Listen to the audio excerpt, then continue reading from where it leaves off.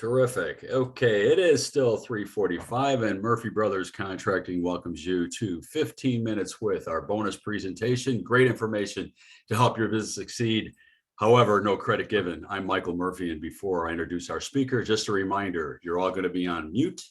There will be a brief Q&A session immediately following the 15 minutes with presentation, so please add your questions into the Zoom chat box, and Mr. Earthkind Energy, Ron Kamen, will do the asking on your behalf. So for today's 15 minutes with presentation, we're delighted to have Sue Bailey and her timely discussion on the growing need for kitchen electrification and how this will affect new home construction and remodeling. Her presentation we call Getting Past Gas, the Future of Kitchen Electrification. Sue Bailey is a director of product planning for Signature Kitchen Suite, a luxury appliance brand bringing luxury appliances that deliver performance, design, precision, and leading edge technology. As a seasoned professional in the luxury appliance category for over 24 years, Sue is known for driving new product development with products that meet not only performance needs of the homeowner, but also the creative intent of the designer and the products that are environmentally friendly. And coming to you live all the way from Alabama, here's Sue Bailey. Thank you very much. It's so good to be able to talk to everybody today. I am in Alabama, so my accent does not sound anything like y'all's. So there's a lot of y'all's in there, just in case you didn't notice. I have been, as Michael said, I have been in the luxury business for over 24 years now, all in high-end kitchens.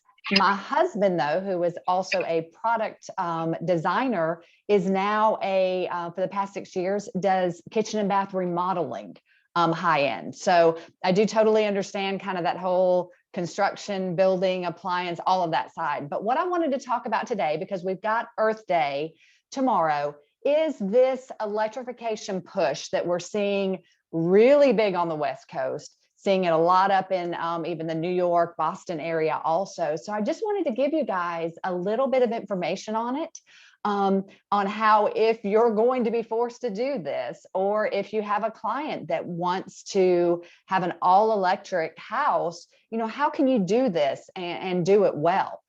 So we're going to talk about the kitchen. So if I saw your faces, I would ask you guys a question, but I'm going to ask it even though you won't be able to answer it. And the question is, there's 3 answers to this question, and it's about cooking.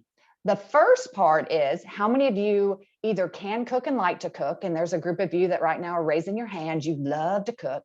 Then there's the second group that either can't cook or doesn't like to cook. So there's a few more of you raising your hand. Then there's the third group that you guys are going to be in there with me. I can cook and I choose not to. So there's a lot of our clients that either love to cook, don't, can cook or choose not to. Whatever the reason is, everybody's going to have a kitchen, okay? Some people are going to use it for a lot of entertaining. Some people are going to use it just as you got to cook for the kids. But whatever the reason is, there is this push to take all new homes to complete electric. I'm only going to focus on the kitchen, guys, but this has to do with the whole home. So we're talking about heating and cooling. We're talking about water heaters. We're talking about everything moving away from natural gas to an all electric. So again, because I only have 15 minutes, I'm only going to focus on the kitchen side of it.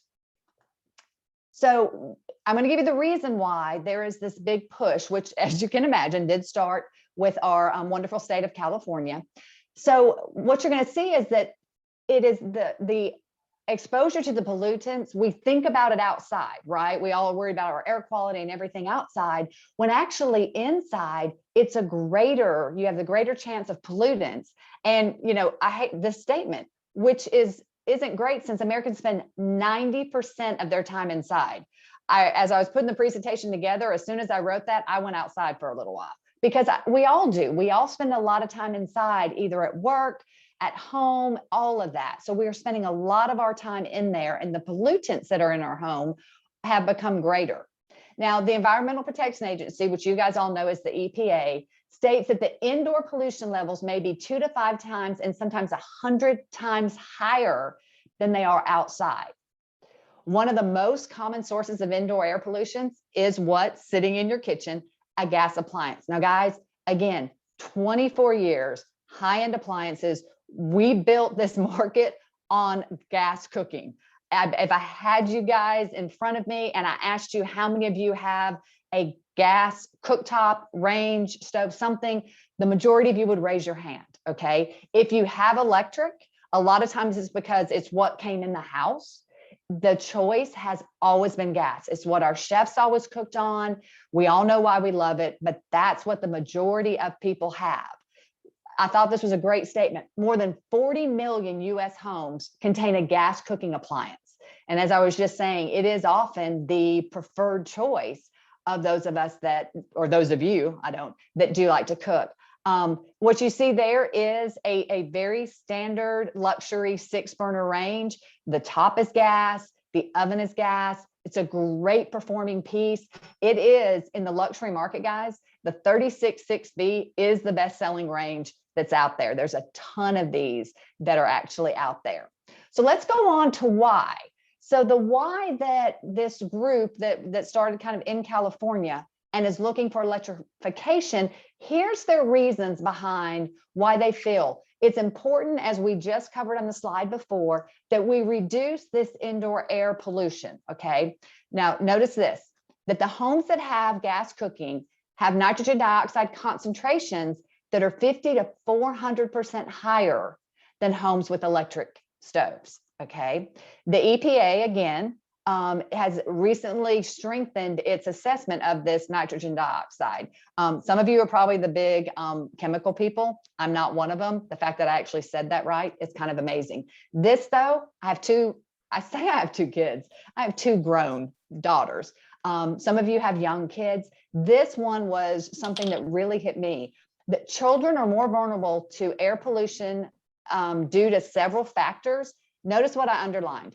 Children in a home with a gas cooktop or range have a 24 to 42% increased risk of asthma based on the study that is done.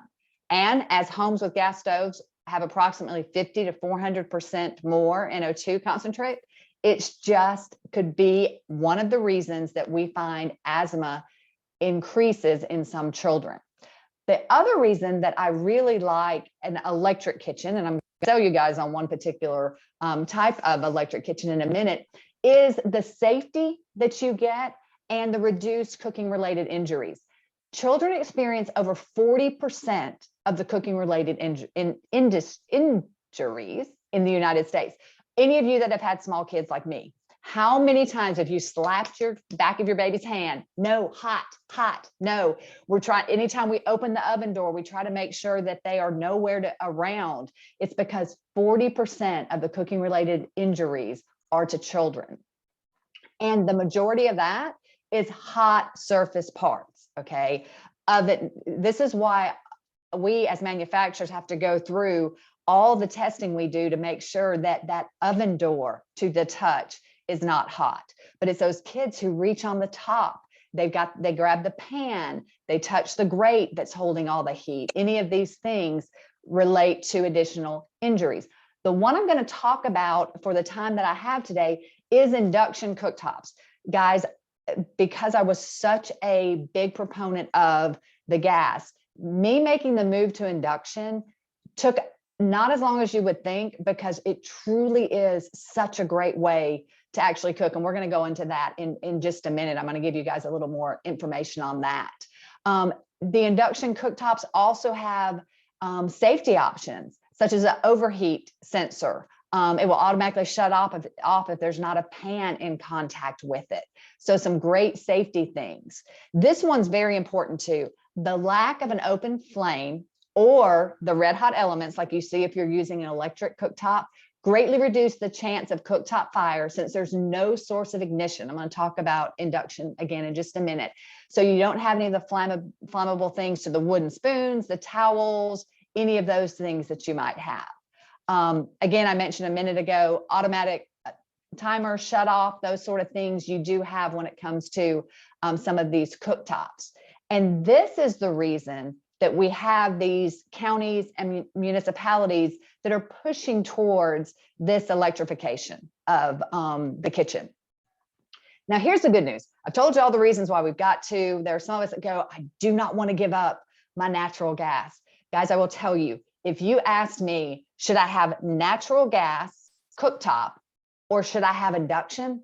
I will tell you hands down to have induction. Okay. It is a great way to cook. We, as I mentioned earlier, we all really loved gas because that's what the commercial chefs use, right? So they're in there, they're cooking away. You've got the blue flame. And when you turn it down to simmer, it goes down very quickly. It's all of this great immediate reaction, which we love about a gas appliance, which we get and then some with induction. So induction, the thing that is the best thing about induction is the efficiency. It cooks faster, it's cleaner, it has precision, okay? Now here's what you have to realize about induction. So you guys all know that if you turn the gas burner on, there's a flame, okay? Of that flame that is hitting the pan, only about 50% of the heat coming out of the pan, out of the flame, is going into the pan. So where's that other 50% of that heat going? Into that room, right? It's not in the pan. Now, if you take an electric cooktop and you've got the pan right on that element, it's about 60% efficient. 60% of that heat is going into it. With induction cooktops, over 90% of the heat that is generated by the induction generator actually goes into the pan. So what this means for us is we get faster boil times. So what would normally take, let's say I'm doing, let's do something good. Let's not just do pasta. Let's do lobster. So I'm going to cook some lobster. So to cook lobster, I've got to bring a big pan of water to a boil. Okay. So if I did that on a gas or an electric, depending on how many quarts of water I'm doing, it could take me upwards of 20 minutes, right? Let's just say it takes 20 minutes to bring however much water I have to a boil.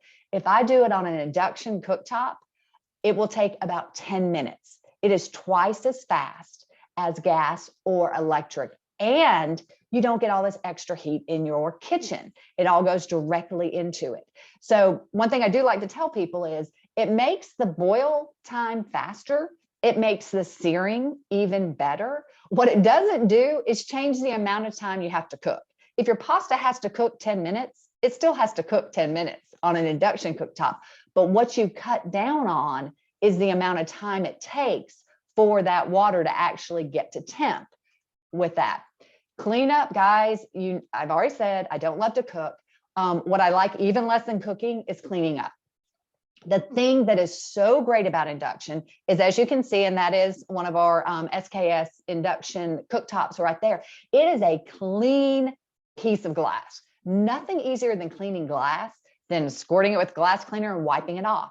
If any of you, if I was in front of you and I could see you, I would ask you, how many of you have ever had an electric cooktop in your kitchen?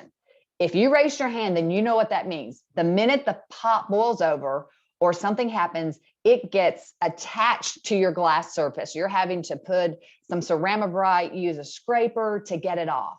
Because with induction, the pan is actually the heat source. So the generator basically just heats the pan. You don't have all that extra heat happening around. So if something spills over, it's cool to the touch on the outside of it. So easy to wipe things up. Last night, I did cook. Don't tell my husband. He was not here, so I cooked for the daughter. And I actually cooked a chicken with sun-dried tomatoes. It's not as hard as it sounds. Cream sauce. And when I'm cooking it, you have to use it on high to evaporate the wine that's in it. And what I do on my induction cooktop is I put out paper towels, because I can put that pan directly on top of paper towels, because remember, it's the pan that's making the connection with the induction generator. It still works perfect. It doesn't do anything to the paper towel. And now all of my splatter is caught with the paper towel. And I just take it off and it was a perfectly clean top. So very, very easy to actually clean up from that standpoint. The thing, as I mentioned earlier, that a lot of people like about gas is the fact that it has that precision turn down. So like I bring it to a boil and then I can turn it down and it simmers. You can't get that on electric. Anybody that had an electric knows you turn it down and it still is boiling at the same rate that it was. Induction actually has that very instantaneous turn down. So I can simmer. It basically eliminates the need of having to remove the pan because something's too hot. I can leave it on there. I can turn it up and down to whatever I want to on there. And it is perfect every single time. The other thing is, if I'm trying to melt chocolate on a gas range, depending on how good the simmer is on that, a lot of people use a double boiler, right? With my induction, I can put my chocolate just directly into my pan, turn it on a very low setting, and it is perfect melted chocolate for as long as I want to keep it that way. So it is just an excellent, excellent way to cook. A couple of other things, especially from this standpoint. Remember, we were talking about the fact that more of the heat actually goes into the pan with that. And so what you'll notice here is induction creates less moisture, less wasted heat, no toxic gases, all of this, which means that the ventilation requirement is probably not as much. This can really result in being able to use a quieter hood, not have the need for makeup air, which can lead to significant savings. I know that when I'm using, before when I had a big range, it always did raise the temperature in the kitchen. So I would turn the air conditioner down because it was so warm in the kitchen.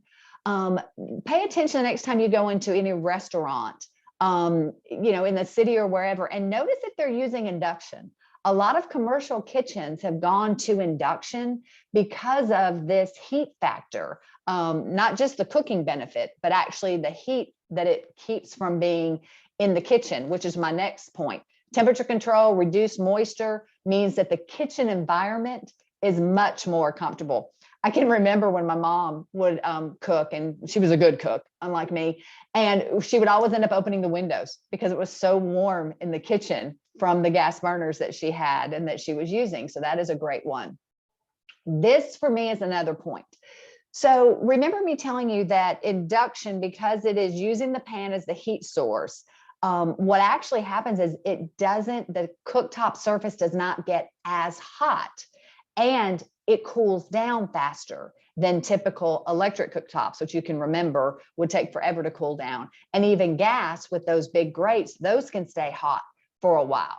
So induction cooking actually heats up faster, but then it also cools down faster, which is wonderful because now we don't have to worry so much about a hot surface being up there.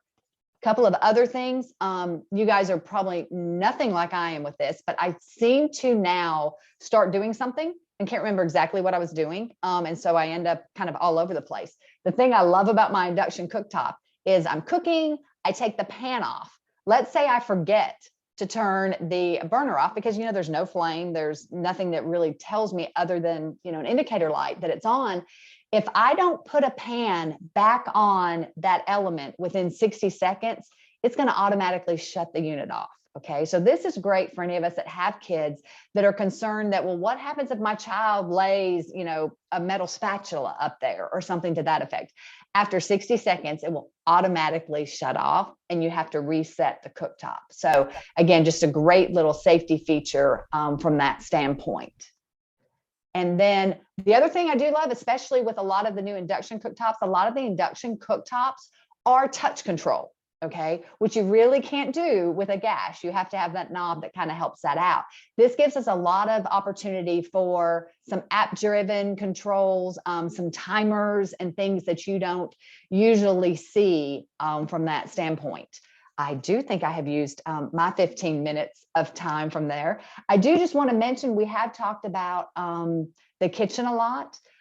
Don't forget also that laundry is going to be another place that is going to require all electric. So there are some great new electric heat pump dryers versus a gas dryer that really give you that great benefit of energy efficiency in there. But the customer's biggest concern is going to be getting rid of their gas appliance, but there is no need to be concerned. An induction cooktop is the way to go. The rest of the appliances in the kitchen, they pretty much have probably already moved over to it. A microwave is already electric.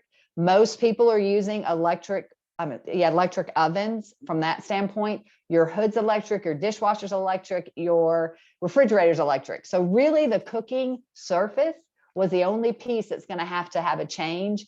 And, in Europe, they don't even sell electric. It's all induction now. We have moved up here at the US where I'd say, I don't know, probably 20 years ago, only about 5% of the people were using induction. I think we're up to about 15% of the people using induction now. So it is growing. If you would like to go into, your local independent dealer, we're sold at a lot of independent dealers.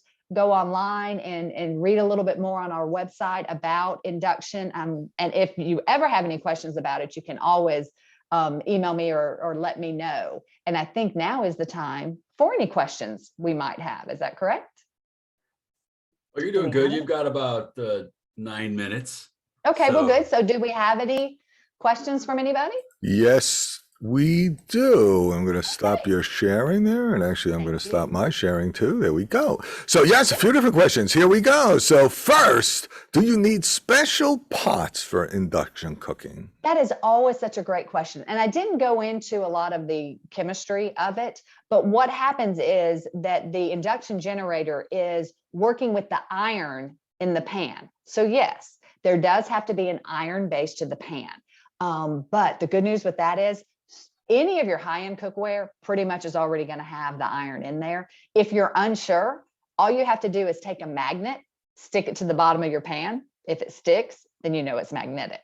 But I will tell you too that when I have a great set of higher end cookware, but my skillet, we used it just beyond. Went to Target for 29 bucks, got a great induction skillet that works wonderful. So before it was, but most people, again, if you really enjoy cooking, you're going to have a higher end cookware, or just go get you a nice little set from, I'm not saying you got to go to Target, anywhere you want to go. A lot of the cookware now is induction friendly. And what will happen on the cooktop when you put it on, usually it will flash or something to tell you that it's not a compatible piece. Cast iron works really well with induction. The only thing you have to be careful of, because some cast iron will be kind of that gritty surface. This is a glass surface, so you just got to be careful that you're not going to scrape it. But the majority of cast iron is a very smooth bottom and perfectly fine. Excellent, outstanding. Yeah, I had actually done a podcast last year with a chef who was talking about induction cooking, and he was in the same ballpark as you, which is that you can cook the same amount of food in half the time, better control, more comfortable kitchen, no energy waste, and then indoor air quality. I mean, I was blown away to find that, if the air inside our homes was outside, it would be illegal when you have a gas stove, which is unbelievable. So, okay, some other ones. So, does induction create a magnetic field?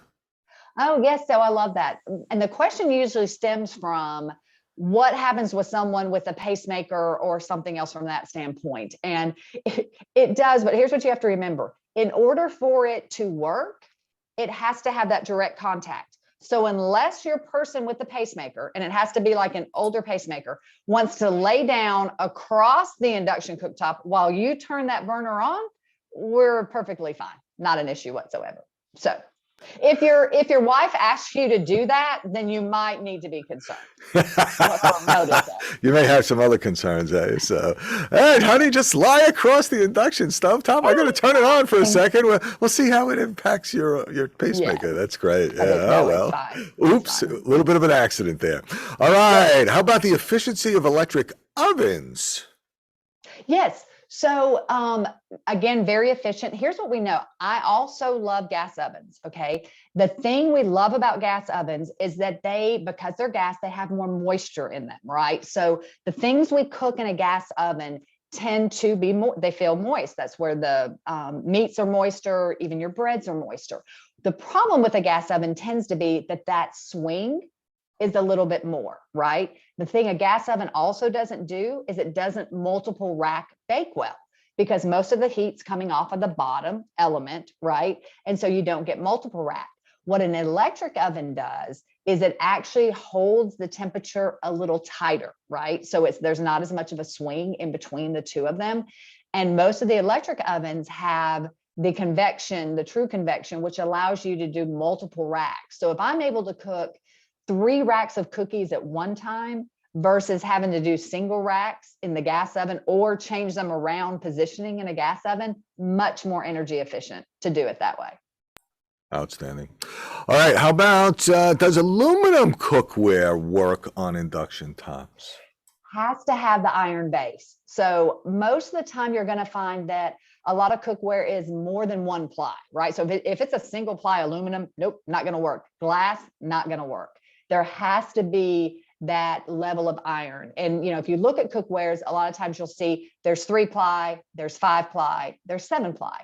So I will say this also, because I've tested different cookware on the Induction. The better the cookware is and the more iron there is, the faster it actually heats up, if that makes sense. So I can probably use, or I know I can use, a pan that maybe doesn't have as much iron as another one, but it won't heat as quickly. It's still going to be way faster than your electric or your gas, but because the amount of iron also determines how efficiently it has the magnetic field, that will make a difference. So it has to have iron to answer the question. And it drives my husband crazy. You asked me a question, I just couldn't answer the question. I had to give you like this whole explanation around it. So, well, actually, we like that about you Southern folk. Yeah. That was my New Year's resolution, though, was my family asked me to just answer the question asked. Is it going to rain? All they want to know is yes or no. I can't do it. I can't do it. Well, you did great, so no worries. It's all good. Folks, if you have any additional questions for Sue or for our next guest, just put them in the chat function here, and we'll be happy to answer it. 2 questions. One, if the glass cracks, is it expensive to replace? Here's what I will tell you. It is really tough to break induction glass. Just the thickness of it, what all of the manufacturers are using. We actually used to drop a pan on top of it just to show how durable it is. But to answer your question, it is going to depend on the manufacturer, because some induction cooktops are a beautiful specialized kind of like a silver metallic with some lights in it. That one is going to be more expensive than, like, mine is just a beautiful piece of solid black glass, not as expensive from that standpoint. But the only time I've ever had a service call to replace one is when the entire cooktop was dropped when they were installing it. Not had one where something happened like in the home that we had to.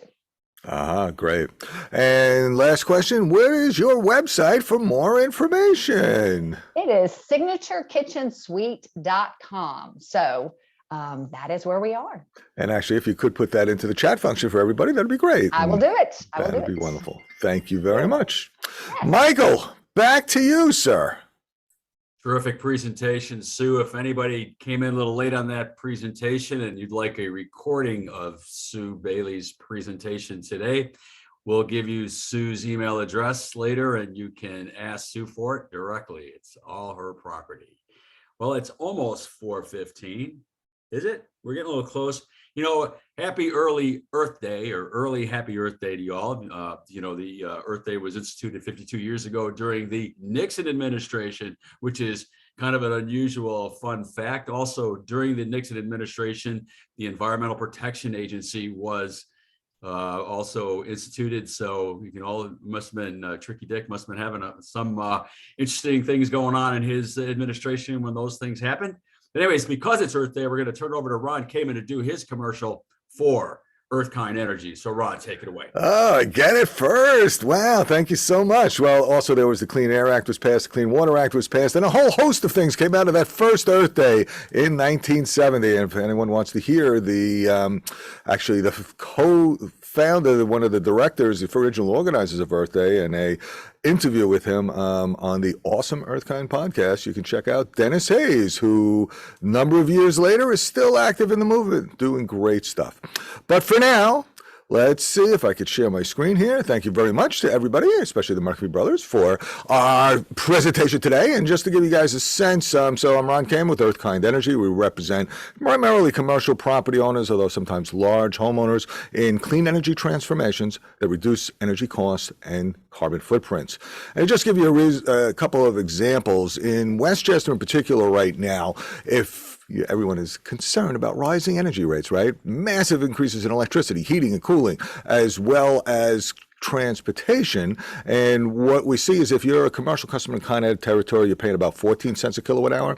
Solar without incentives is now 10 cents a kilowatt hour. That's amortized over the 25 years, so you're paying for it all up front. But fascinating, the latest bids just in with the new incentives in Con Ed territory put that net cost at under a penny. So if you're looking to reduce your energy costs, and in particular your electricity costs, and you're a Con Ed commercial customer, there is no better time than now to go and move to solar. A traditional solar project on your roof is about $2.40 a watt. The state, to give us more electricity in Con Ed territory, has now incentives of $1.20 a watt, half the project, and then you get a 26% federal tax credit, and then you get bonus depreciation at your tax rate, which many developers that I work with are at a 36% tax rate. So you could see that the paybacks and the return on investments are outstanding.